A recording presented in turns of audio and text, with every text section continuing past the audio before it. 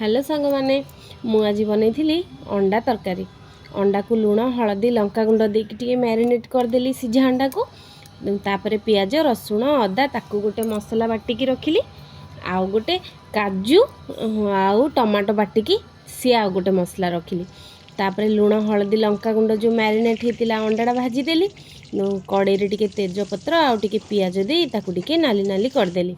पियाज टिके भाजी हो गले से लंका गुंड हलदी गुंड देकी आउ टिके कलर करदेली। कलर हो गला पर से पियाज रसुण अदार जो बटा मसला सेटा को टिके कषईदेली 5-10 मिनट। से लुण आउ मीट मसला पकई ताकू आउ टिके कषीदेली। से मसलाटा हो गला पर से काजू आउ टमाटर बटाटा देकी आउ 5 मिनट कषईदेली।